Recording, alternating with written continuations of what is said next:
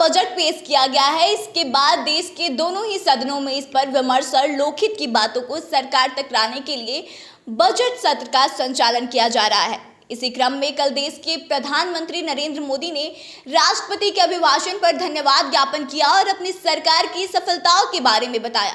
इसके बाद अब इस पूरे मामले को लेकर जदयू के सांसद और राष्ट्रीय अध्यक्ष ललन सिंह ने मोदी सरकार पर बड़ा हमला बोला है। आपको बता दें कि ललन सिंह ने ट्वीट करते हुए पीएम मोदी पर बड़ा हमला किया है। ललन सिंह ने लिखा है कि पीएम मोदी जी, आप पिछले 9 सालों से देश के प्रधान बने हुए हैं। आपने इतने दिनों में देश और भारतवासियों के लिए क्या कुछ किया है, यह आपको बताना चाहिए। लेकिन आप तो हमेशा दूसरों की आलोचना करते रहते हैं। आपको यह बात समझ लेनी चाहिए कि यह देश काम करने से चलता है, ना कि किसी और की आलोचना करने से। लेकिन जब आपको अपनी पीठ खुद ही थपथपानी है तो फिर कहना ही क्या है। इसके आगे ललन सिंह ने कहा कि पीएम महोदय, राष्ट्रपति जी के अभिभाषण पर हुई बहस का उत्तर देते हुए आप 1.25 घंटे बस यही बोलते रह गए कि 2004 से 2014 तक क्या क्या काम हुआ है।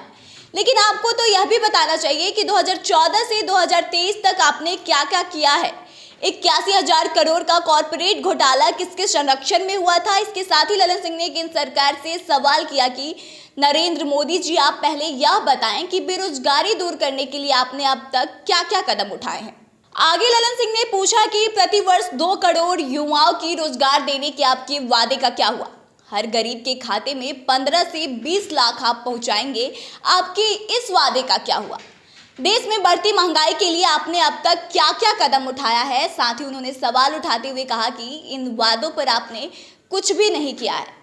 सिर्फ जुमलों की बदौलत आप 9 साल से शासन कर रहे हैं। देश की जनता 2024 के चुनाव में इस सभी बिंदुओं का हिसाब लेगी, चिंता ना करें। आलोचना से नहीं, काम करने वाले से देश चलता है। लेकिन आप अपनी पीठ खुद ही थपथपाते हैं तो फिर इस पे क्या ही बोला। तो ललन सिंह ने तो यह बयान दे दिया है। अब देखने वाली बात यह होगी कि बीजेपी वालों की तरफ से इस पर क्या कुछ बयान आता है, क्या कुछ प्रतिक्रिया सामने आती है। फिलहाल इस खबर में बस इतना ही। आगे की तमाम खबरों के लिए देखते रहें द इंडिया टॉप। धन्यवाद।